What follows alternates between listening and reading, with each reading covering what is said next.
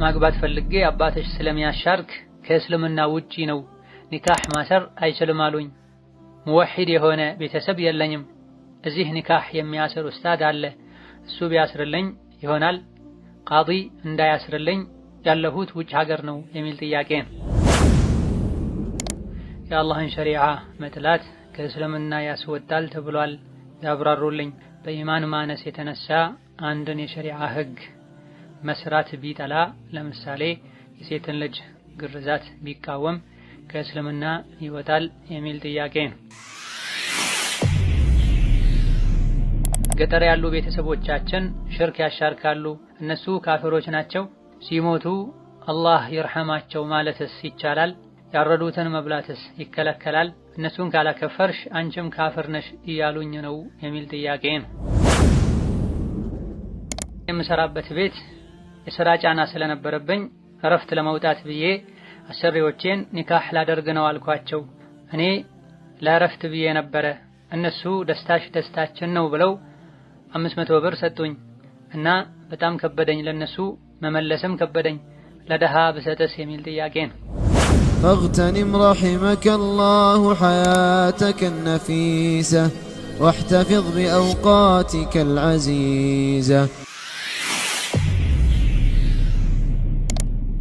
الحمد لله رب العالمين حمدا كثيرا طيبا مباركا فيه كما يحب ربنا ويرضى، والصلاة والسلام على نبينا وقدوتنا محمد وعلى آله وأصحابه وسلم تسليما كثيرا. اللهم لا علم لنا إلا ما علمتنا إنك أنت العليم الحكيم. ثم ما بعد، السلام عليكم ورحمة الله وبركاته.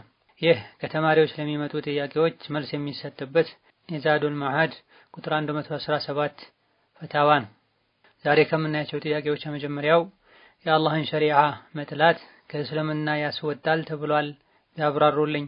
በኢማን ማነስ የተነሳ አንድን የሸሪዓ ህግ መስራት ቢጠላ፣ ለምሳሌ የሴትን ልጅ ግርዛት ቢቃወም ከእስልምና ይወጣል የሚል ጥያቄ ነው። እያንዳንዱ ሙስሊም ዲኑን በዝርዝር ሊያውቅ የተፈጠረለትን ዓላማ ሊረዳና ሊጠብቅ ይገባዋል። ለሰው ልጆች የሚበጀውን በሙሉ የሚያውቀው አላህ የወሰናቸው ውሳኔዎችና ህጋቶችን ወዶ መቀበል የሙእሚንነት ምልክት ሲሆን፣ አላህ የደነገገውን ድንጋጌ የወሰነውን ውሳኔ መጥላት ደግሞ በጥቅሉ ያለማመን ምልክት ነው። አንድ ሰው ላኢላሃ ኢለላህ ሙሐመዱር ረሱሉላህ ከማለቱም ጋር ከእስላም ሊያስወጡትና ኩፍር ውስጥ ሊያስገቡት የሚችሉ እጅግ በጣም ብዙ የሆኑ እምነቶችና ተግባራቶች አሉ። ከዚህም አንዱ የዲን ህግጋትን ሸሪዓን ነቢዩ አለይሂ ሰላቱ ወሰላም ይዘውት የመጡትን ዲን ወይም ከዛ መሃል አንዱን መጥላት ነው። አላህ በተከበረው ቃሉ ሱረቱ ሙሐመድ ቁጥር 9 ላይ ذلك بأنهم كرهوا ما أنزل الله فأحبط أعمالهم ብላ ካፍሮች የጠፉት የከሰሩት የሰሩት ስራም የተበላሸባቸው አላህ ያወረደውን ህግ ድንጋጌ በመጥላታቸው ምክንያት ነው ብሏል።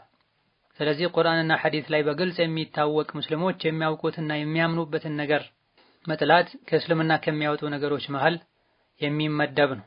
የዲን አካል መሆኑን ከማወቁ ጋር አውቆ ሆን ብሎ የዲን እስላሚ ሸሪዓ አካል የሆኑ ነገሮችን የጠላ ሰው ወይም ከዚህ ከአላህ ህግ ሌሎች ህጎች ይሻላሉ ያለ እንዲህ አይነት ንግግርና ተግባሩ ከእስላም እንዲወጣ ያደርገዋል። ይህ እንዳለ ሆኖ አንዳንድ የሸሪዓ ህግጋትን ራሳቸውን መጥላትና ማድረጉን መጥላት ሁለቱ ይለያያል። በእስላም ግዴታ የሆኑ የትጥበት አይነቶች አሉ። ሌሎችም አንዳንድ ሲሰሩ በተለይ ኢማን ዲን ላልገባው ሰው ሊከብዱ የሚችሉ ህግጋት አሉ። እነዚህን ራሳቸውን መጥላት አያስፈልጉም ነበር ብሎ ማመን ሸሪዓን ዲንን መጥላት ነው፣ ከእስላም የሚያወጣ ነው።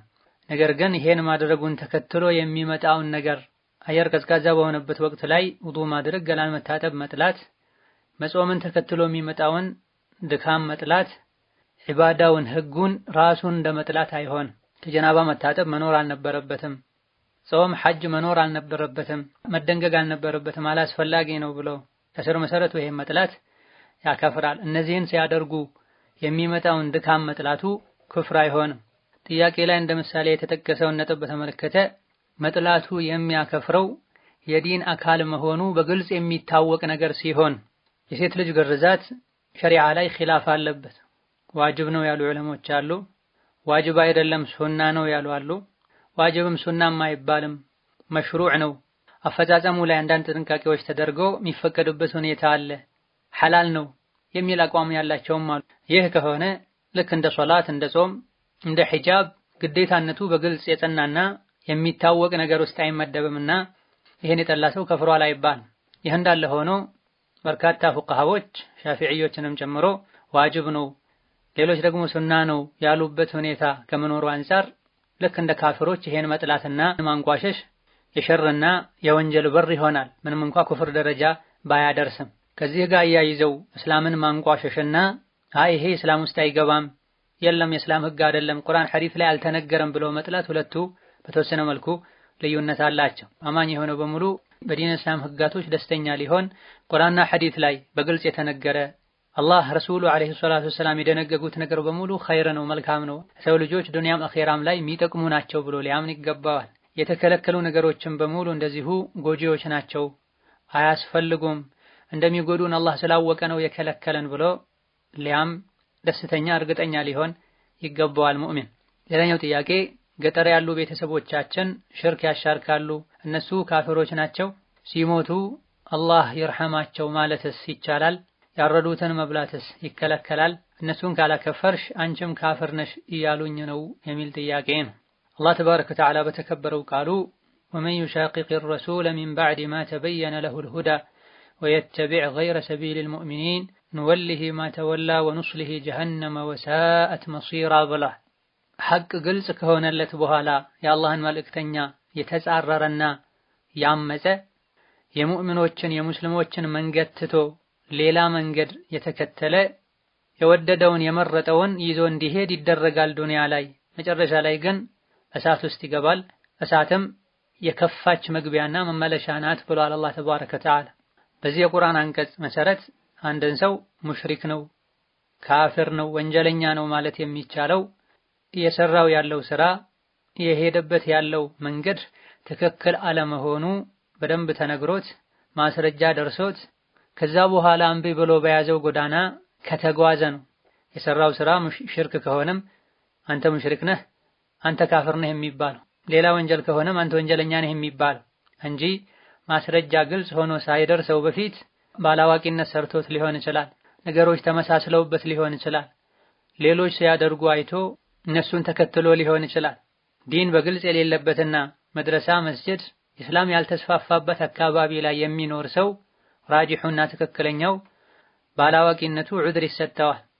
መማር እየቻለ ማወቅ እየቻለ በስንፍና ነው የተወው እስካልተባለ ድረስ ምንም እንኳ ባለንበት ጊዜ የእስላም እውቀት በቀላሉ ከሁሉም ዘንድ መድረስ ይችላል የሚባል ቢሆንም አንዳንድ እድሉን የማያገኙ የተለያዩ እንቅፋቶች ያሉባቸው ሰዎች ይኖራሉ። በእንዲህ አይነቱ ሁኔታ ላይ የሚኖር ሰው የኩፍር የሽርክ ተግባር እንኳ ቢፈጽም በትክክል ስራው ሽርክ ነው ኩፍር ነው ተብሎ ተነግሮት ማስረጃ ደርሶት እስካልሆነ ድረስ ግለሰቡ ሙሽሪክ ነው ካፍር ነው አይባል። ሁለት ነገሮችን ልንለይ ይገባናል። የኩፍር የሽርክን ተግባር ስናይ የተገኘው ከማንም ይሁን የት ይህ ተግባር ሽርክ ነው ይህ ተግባር ኩፍር ነው እንላለን። አድራጊውን ግን ሙሽሪክ ነው ካፍር ነው የምንለው መስፈርቶች ሲሟሉ ነው። መረጃ ደርሶት አውቆ በግልጽ ይህ ስራ ሽርክና ኩፍር መሆኑን ከማወቁ ጋር ሆን ብሎ እንዳደረገው ካወቅን በኋላ ነው ግለሰቡን ሙሽሪክ ካፍር የምንለው። ይህ ባልተሟላበት ሁኔታ ላይ ኩፍር ያየንበትን ሁሉ ካፍር ነው አንል። ካፍርን ካፍር ያላለ ካፍር ነው የሚባለው ካፍርነቱ በግልጽ ለሚታወቅና ለተረጋገጠ ሰው ነው። በመሰረቱ ሙስሊም ለሆነ ለሚሰግድ ለሚጾም ላኢላሃ ኢላላህ ሙሐመዱር ረሱሉላህ ለሚል ሰው በደፈናው በጥቅሉ ይሄን አንጠቀም። ሙስሊምነቱ በሐቅ በእርግጠኝነት የተረጋገጠን ሰው እርግጠኛ ሆነን እንጂ በጥርጣሬና በግምት ከእስላም ማውጣት አይቻል። አንድ ሰው ላኢላሃ ኢላላህ ሙሐመዱር ረሱሉላህ ካለ አላህን ከወደደ ነቢይን ከወደደና ዲነል እስላምን ሃይማኖቴ ብሎ ከያዘ የዚህን ተቃራኒ ሆን ብሎ እስካላደረገ ድረስ ሙስሊም ነው። ሙስሊምነቱ በዚህ መልኩ ከተረጋገጠ በአንዳንድ አሻሚና አጠራጣሪ በሆኑ ሁኔታዎች ላይ ጥርጣሬን መሰረት አድርገን ከእስላም እናወጣው። ላኢላሃ ኢላላህ ሙሐመዱር ረሱሉላህ በማለቱ ሶላት በመስገዱ ዲነል እስላምን እንደ ሃይማኖት መርጦ በመቀበሉ ሙስሊምነቱ ተረጋግጧል። ከዛ በኋላ ግን አንዳንድ የኩፍር የሽርክ ተግባራትን በማንጸባረቁ ከፍሯል አልከፈረም ጠጋ ብለን የሱን ሁኔታ መርምረን የምናረጋግጠው ነገር ነው። የሰራው ስራ ያደረገው ነገር ሽርክ ኩፍር መሆኑን ላያውቅ ይችላል። የተለያዩ ሹብሃዎችና ታዊሎች ኖረውት ሊሆን ይችላል። ስለዚህ አጠራጣሪ ነው። ቀርበን አስረድተነው ይሄን አጠራጣሪ ሁኔታ ሸኩን አስወግደን በእርግጠኝነት አውቆና ሆን ብሎ ነው የሚያደርገው ብለን ካወቅን በኋላ ነው ካፍር ነው ሊባል የሚችለው። ስለዚህ ሙስልምነቱ በእርግጠኝነት የታወቀን ሰው በጥርጣሬ ከእስላም ማውጣት አይቻልም። በስህተት ብዙ ሰዎችን ወደ እስላም ማስገባትና ሙስሊም ናቸው ማለት ይሻላል በስህተት አንድን ሰው ከእስላም ከማውጣት ተብሏል። የኩፍርን ቃል የተናገረ ሁሉ ስለተናገረ ካፍር እንደማይሆን፣ ሙስልምነቱ የተረጋገጠን ሰው በጥርጣሬ ከእስላም ማስወጣት እንደማይቻል የዐቂዳ የፍቅህ ክታቦች ላይ በሰፊው ተዳስሶ የምናገኘው ጉዳይ ነው። ያለ እውቀት የሚናገሩ በግምትና በስሜት የሚናገሩ ሰዎች አላህን ሊፈሩ ሊጠነቀቁ ይገባቸዋል። ጥቅል የሆኑ መረጃዎችን ይዞ መናገርም አደጋ ነው። እንዲህ ያደረገ ካፍር ነው ተብሏልና ይሄን የሰራ ሁሉ ካፍር ነው አንል። የፊቅህ የኡሱል ዑለሞች ረሒመሁሙላህ ተዓላ ወላ የቲሙል ሑክሙ ሐታ ተጅተሚዕ ኩሉ ሹሩጢ ወልመዋኒዕ ተርተፊዕ ብለዋል። የተኛውም ፍርድ ሙሉ አይሆንም መስፈርቱ ተሟልቶ ፍርዱንም ተግባራዊ ለማድረግ የሚከለከሉ ነገሮች የሌሉ መሆናቸው ሳይረጋገጥ በፊት ብለዋል። ጃሂል መሆኑ ማኒዕ ነው። ወከዛሊክ ሰዎችን ከእስላም ለማውጣት ከፍሯል ሙሽሪክ ሆኗል ለማለት ከመጓጓት ይልቅ ዲን ወደ እነሱ እንዲደርስ ለምንድን ነው እንዲህ የሆኑት ብሎ ምክንያቱን ለማወቅ ጥረት ልናደርግ ይገባናል። ሌላኛው ጥያቄ ስለ ዲኔ ከማወቄ በፊት ብዙ ሶላት አልሰግድም ነበረ። ስለ ዲኔም ካወቅኩ በኋላ 6 ሶላቶችን ጊዜ አሳልፌ ሰግጃለሁ እና ምን ማድረግ አለብኝ? ካፍር የሚባለው ሁክም ላይስ እገባለሁ የሚል ጥያቄ ነው። ስለ ዲን ምንም ሳናውቅ በፊት በሰራ ነው አላህ ተባረከ ወተዓላ አይጠይቅም። ነብይ ዘንድ አለይሂ ሰላቱ ወሰላም አንድ ሱሐቢ ሶላት ፈጠን አድርጎ ሲሰግድ አይተውት ሂድ ስገድ አልሰገድከም ሂድ ስገድ አልሰገድከም ብለው 3 ያመላልሰውታል። መጨረሻ ላይ አንተን በሐቅ በላከህ በአላህ እምላለሁ ከዚህ የተሻለ አሰጋገድ አላውቅም አስተምረኝ ብሏቸዋል። ነብዩ ሰለላሁ ዐለይሂ ወሰለም የሶላትን አሰጋገድ ዋና ዋና የሚባሉ ህግጋትን አሳውቀውታል።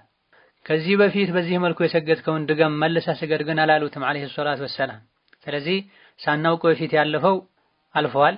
በቀጣይ ዲንን ማወቅና የዲን ህግጋትን አሳምሮ መተግበር ነው። ካወቁ በኋላ 6 ሶላት ማሳለፍ ትልቅ ጥፋት ነው። ሆኖም ወቅቱ ሙሉ በሙሉ እስኪወጣ ድረስ ካላሳለፉት ማዘግየቱ ብቻ ካፍር አያስብልም። ሶላት መስገድ ብቻ ሳይሆን ወቅቱን ጠብቆ መስገድ ያስፈልጋል። ሶላታችሁን ጠብቁ ብሏል አላህ ተባረከ ወተዓላ። አሳምራችሁ አስተካክላችሁ ስገዱ ብሏል።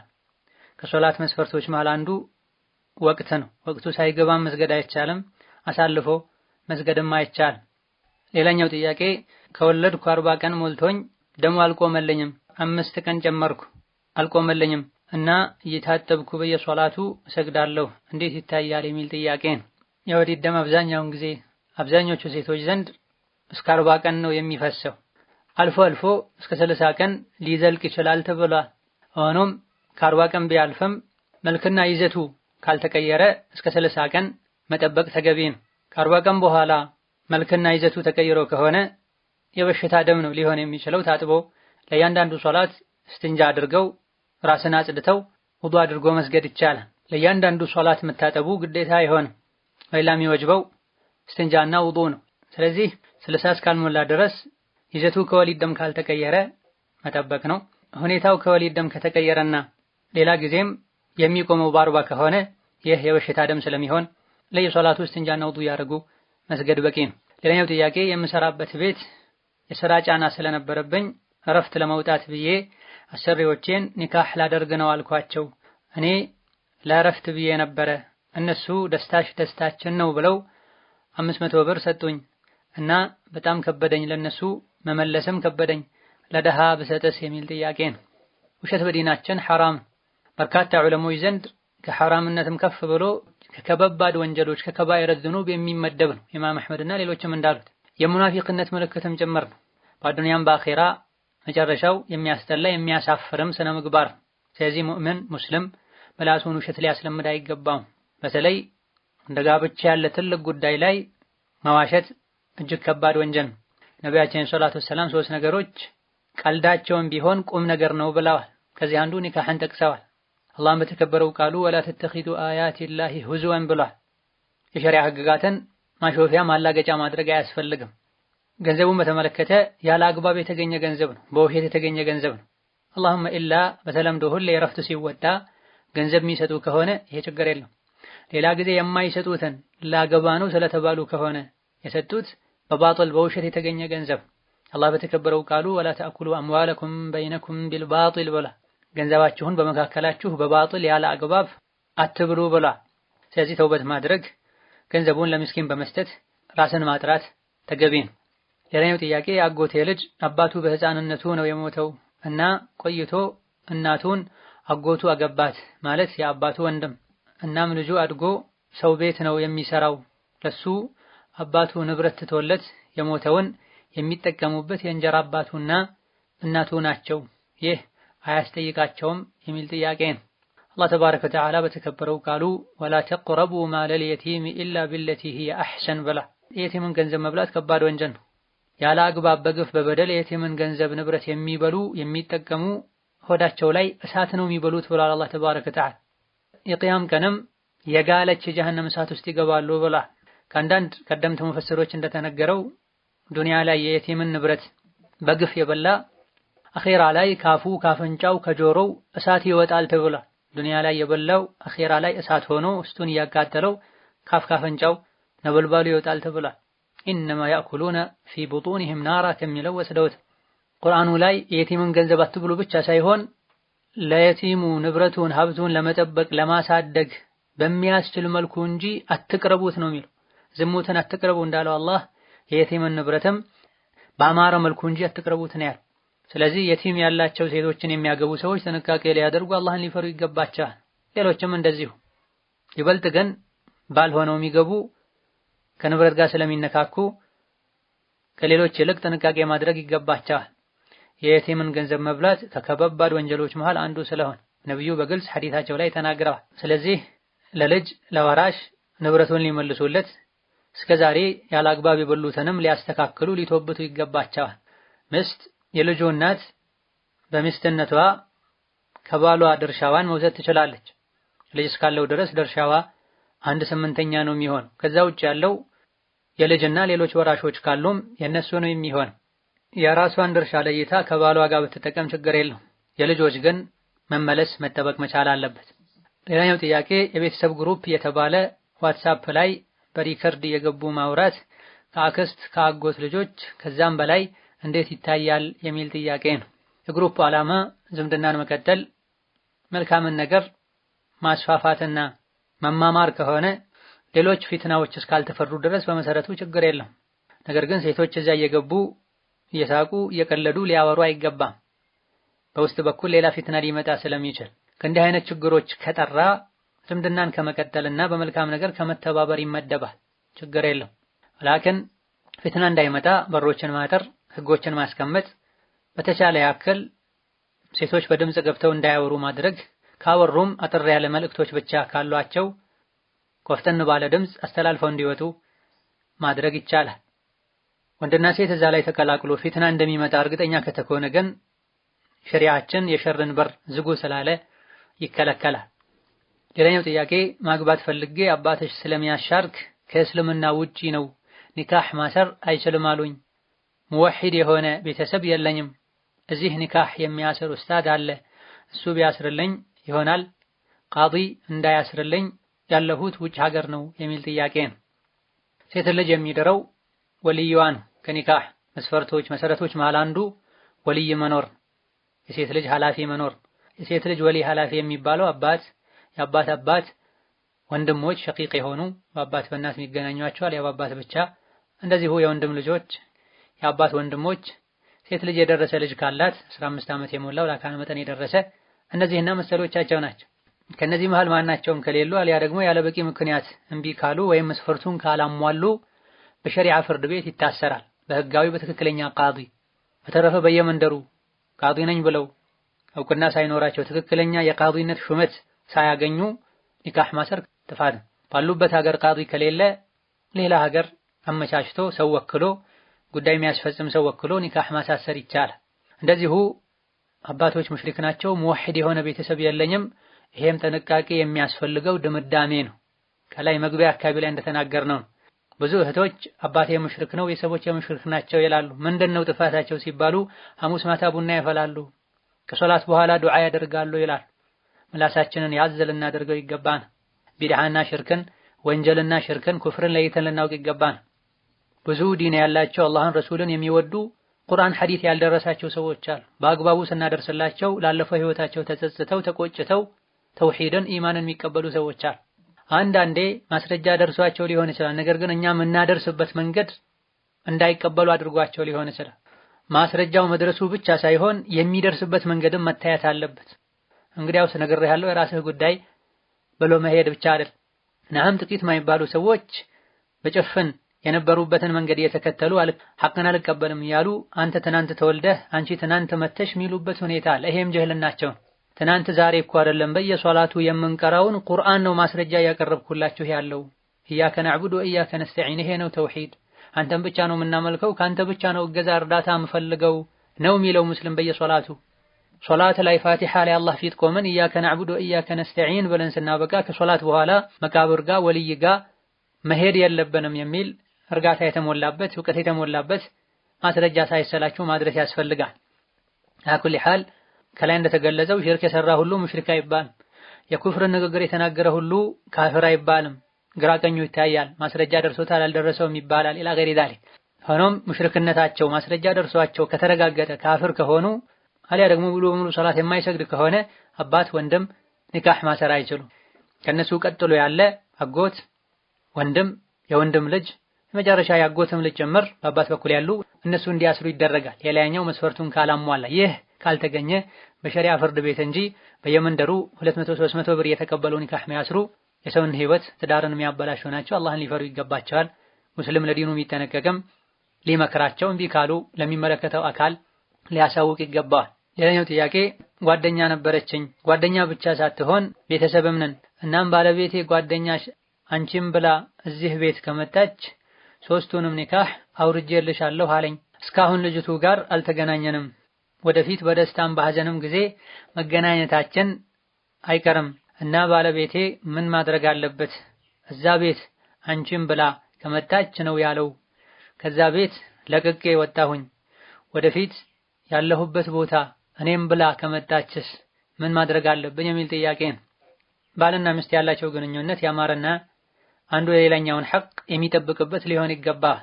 ባል የሚስት ዘመዶች እንዳይመጡ ሊል፣ ሚስትም ባሏን ዘመዶች እንዳይመጡ እንዳላያቸው ልትል በጭራሽ አይገባም። አላህ ተባረከ ወተዓላ ዝምድናን መቁረጥ ትልቅ ወንጀል እንደሆነ ነግሮናል። ስልጣንን ብታገኙ ምድርን ልታበላሹ ዝምድናን ልትቆርጡ ትከጀላላችሁ እንዴ ብሏል። ባል ሚስቱ ላይ ስልጣን አለው። ስላገባና ስልጣን ስላለው ብቻ ዘመዶችሽ እንዳይመጡ ከመጡ ፈትቼሻለሁ ሊል በጭራሽ አይገባም። ችግር ካለባቸው ዘመዶች መምከር፣ ተመክሮ እምቢ ካሉ ይሄኔ በእነሱ ጥፋት ነውና አይምጡ ቢባል አትገናኝ ከነሱ ጋር ቢባል ችግር የለም። እንደዚሁ ደግሞ ፍቺን መጫወቻ ማድረግ፣ ለሌሎች ችግሮች መከላከያ ማድረግ አያስፈልግም። ፍቺ ኒካህ የተከበረ የሸሪዓ ህግ ነው። ልንጠብቀው ልንከላከልለት ይገባል እንጂ የሌሎች ነገሮች መከላከያ ልናደርገው አይገባም። እዚህ ጋር ፍቺ ይከሰታል አይከሰትም የሚለውን በተመለከተ ሁክሙ ከባል ንያ ጋር የተያያዘ ነው። ባል አትምጣ ከሷ ጋር ከተገናኘሽ ኒካህ ወርዷል ሲል ምን ማለት ነው የፈለገው? እንደ መሐላ ነው ይሄን የተጠቀመው ከተባለ ራዲሑ በዑለሞች መሃል ኺላፍ ቢኖርበትም ትክክለኛው ፍቺ አይሆንም። ወላሂ እንዳትመጣ ወላሂ እንዳትሄጂ እንዳትገናኙ እንዳለ ነው የሚቆጠረው። በትክክል ፍቺን ከሆነ የነየተበት አስቦ አውጥቶ አውርዶ ሁለተኛ እምቢ ብላ ከዘመዷ ጋር ከተገናኘች ኒካሁን አውርጃለሁ ብሎ ከሆነ ይሄን ቃል የተናገረው እሷ ቤት ስትመጣ ስትገናኙ ኒካሁ ይወርዳል። ቤት ቀይር ያለሁኝ እዛ መታ ብንገናኝ ስለሚለው ይሄን በተወሰነ መልኩ ከሱ ንያ ጋር ግንኙነት ይኖረዋል። ነገር ግን ባሂሩና አብዛኛው እሱና ትዳሩ ያለበትን ቤት ከረገጠች ከመጣች ማለት እንደፈለገ ነው የሚያሳይ እንጂ ክራይ ቤትም ይሁን ቢቀየር የራሱ ቤትም ሆኖ ሸጦ ሌላ ቢገዛ ትዳሩ ያለበት ሚስቱ ያለችበት ቤት ይህቺ ዘመድ ብትመጣ ከተገናኙ ኒካህን ማውረድ እንደሚፈልግ የሚያሳይ ሁክሙ የሚያዘው ከእውነታዎች ጋር ነው ከስያሜዎች ጋር አይደለም። ባለቤቴን ለሶስት ፈትቻለሁ አሁን መማለስ እንፈልጋለን ተብሎ ተጠይቆ እንዳላዋቂ ስሟን ቀይራትና እንደገና ተጋቡ ችግር የለውም ብሎ እንዳለው ሊሆን አይገባ። ቤቱ ስለተቀየረ ብቻ ሁክሙ አይቀርም። ዋና ዓላማው አንቺ ባለሽበት መታ እንዳትገናኙ እስከሆነ ድረስ ማለት ነው። ሆኖም እሱ ይሄን ሐሳብ አንስቶ ጓደኛሽን እህትሽን መከራችሁ ያለውን ችግር አስተካክላችሁ አብራችሁ መኖሩ የተሻለ ነው። መዋደድ፣ መጠያየቅ፣ መዘያየር፣ በመልካም ነገር መተባበር አላህ የሚወደውና ምድር ላይ ረሕመት እዝነት እንዲሰፋ የሚያደርግ ነው። እሱ እህትህ እኔ ጋር እንዳትመጣ ዘመድህ እኔ ጋር እንዳትመጣ ቢባል እንደማይወደው ሁሉ ባለቤት ሆነም ዘመዶችሽ አንቺ ጋር እንዳይመጡ ሌላ አይገባውም። ነቢያችን ሰለላሁ ዐለይሂ ወሰለም አንዳችሁ አያምንም ለራሱ የሚወደውን መልካም ነገር ለወንድሙ ለእህቱ እስካልወደደ ድረስ ብለዋል። هذا والله تعالى أعلم። ለዛሬ በዚህ እናበቃለን። አሰላሙ አለይኩም ወራህመቱላሂ ወበረካቱሁ።